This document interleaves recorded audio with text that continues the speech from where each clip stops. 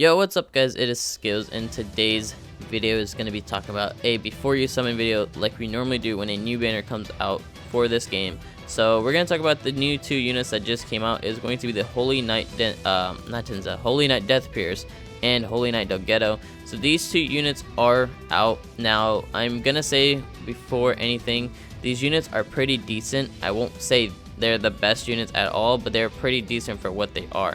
So one good thing about this banner though is that you have a step up banner, so you will need a good amount of gems to do this just to get the actual guaranteed step 10 SSR for Deathpierce.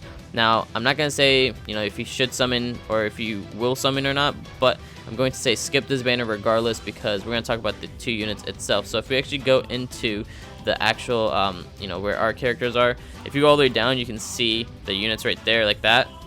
It gives us the actual listing for them, so we can actually talk about the units themselves. So the first attack right here, we can actually look at his stats too. All the stats are pretty decent for his Deathpierce. Of course, once you get to him level 60, 60, 70, 80, whatever, 6-star, everything like that, then you have his actual attacks.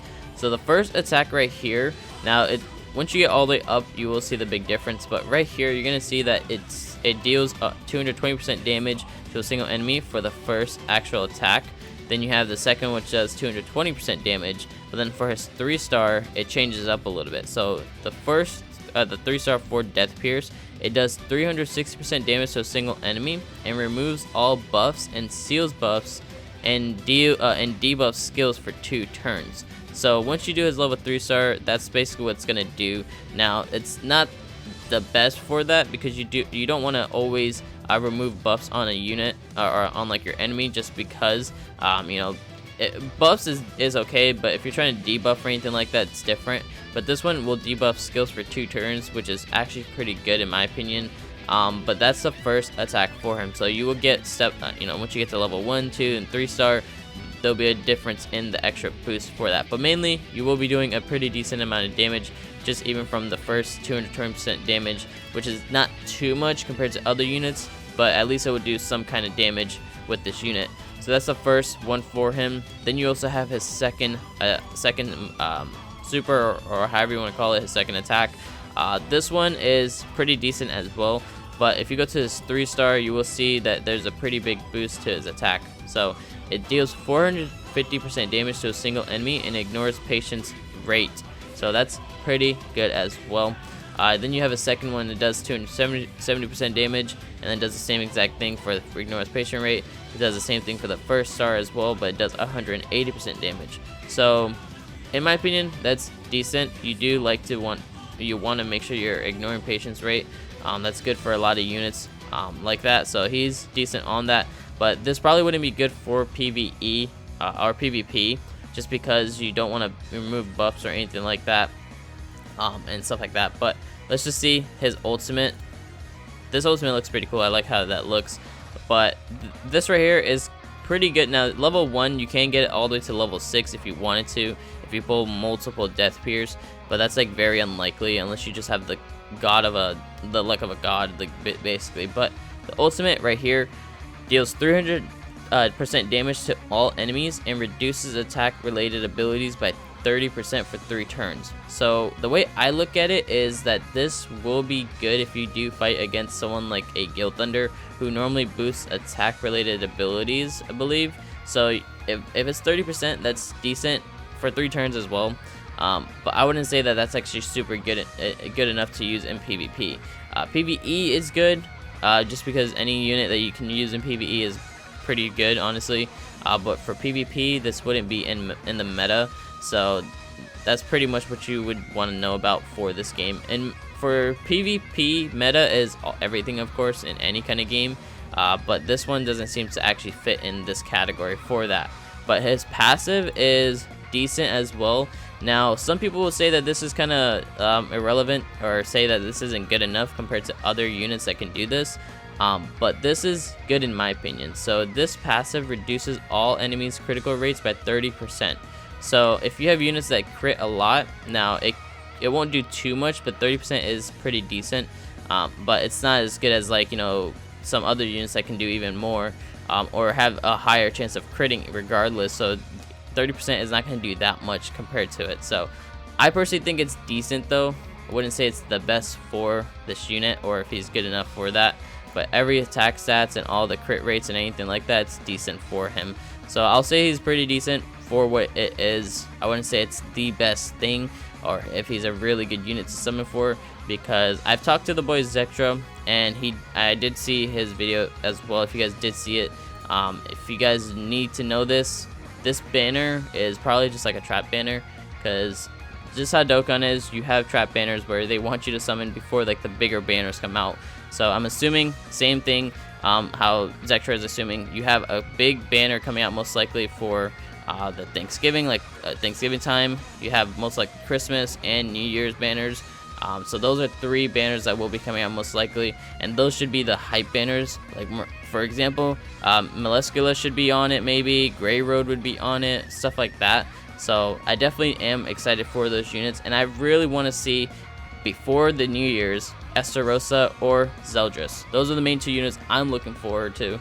So that's why I'm trying to tell you guys not to summon for this banner. But if you guys do summon, this is basically why we're doing a before you summon video. So let's go into the second unit, DOGEDO. So DOGEDO is a red unit. Now his percentage to pull is around like 3%, 3.17%, which Deathpierce is 0.5%, being an SSR, and it's a 3% rate for an SSR. That's why I'm going to say it's not the best to summon, but of course every unit is like that. But this is an SR DOGEDO. You will pull him regardless. There's no way you wouldn't, even if you did like a couple multis. But his stats, they're pretty decent, and he's an SR, so of course the actual stats aren't going to be the best. But we will actually still talk about this unit just because, you know, every unit in this game is not useless. That's the good thing to look at it with this game. That's the good thing about this game. But let's go ahead and talk about him as well.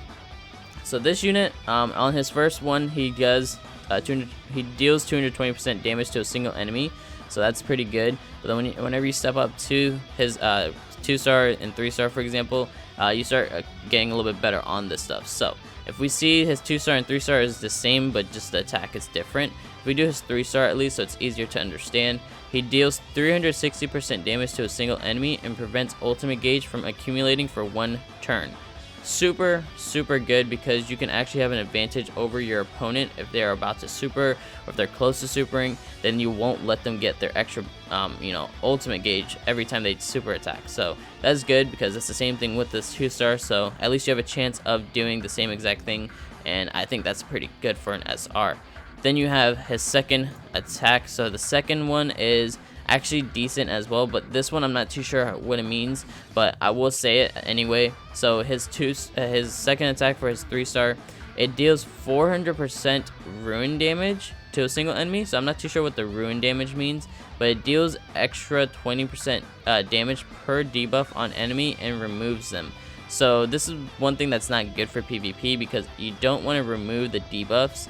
So I don't know why they would put it like that. So it seems like he's good for PvE use, but PvP you don't want to remove debuffs. But for this unit, it will deal extra 20% damage per debuff on enemy, and then after that removes them.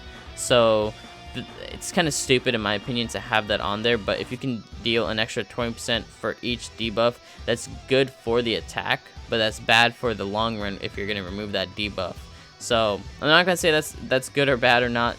Honestly, you have to kind of try it out to say how good it is, but it's not good for PvP for sure. So the next one is going to be his ultimate. So this ultimate removes a single enemy's buffs and stances and deals 490% damage and stuns the enemy for 1 turn. I love the units that can do stunning, because that's super good. Gives you the extra chance to get your cards all together and to be able to properly attack again. So I can definitely say that's really good in my opinion. Super good. So that's good for sure. If you guys want to summon for him, if you're gonna summon regardless, then this is gonna be good for you, because you're gonna pull him anyway. So just work on him if you get him. So now we're gonna talk about the passive. So the passive, I'm gonna say it's not the best passive, but I'm definitely gonna say that it's not the worst passive. So passive is going to be decreases damage taken from all strength attribute enemies, which is the red ones, by 30%. So if you're fighting a red unit, you will decrease the damage taken by 30%, which is not the best, but it's not the worst, because normally it depends on what units you're going to be fighting anyway. You know, you're not always going to fight a red unit. You're normally going to be fighting blue units, green units, mainly a lot more green units is what I've been seeing. But that's just me, so I'm not too sure what you guys been fighting. But for what that is, it's decent, and I'm not going to say it's the best, but it's not the worst either. So at least taking 30%, you know, decreases 30% damage, pretty good from red units. But that's going to do it for that. Basically, you know, if it's worth summoning for, I'm going to say at the long run, no. There are other banners that will be coming out, just like Zektra has said in his videos before. So it's the same thing. New banners should be coming out soon.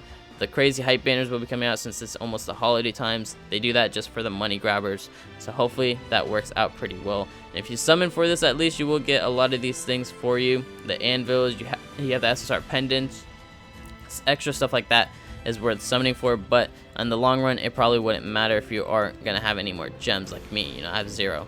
But that's gonna do it for today's video, guys. If you guys did enjoy what I had to say, go ahead and drop a like. If you guys are brand new, subscribe, and of course comment down below if you guys are summoning for this banner, or if you guys are gonna be saving your gems for the newer banners coming out later on. So that's gonna do it for today's video, guys. Have a great day, and I'll talk to you guys next time.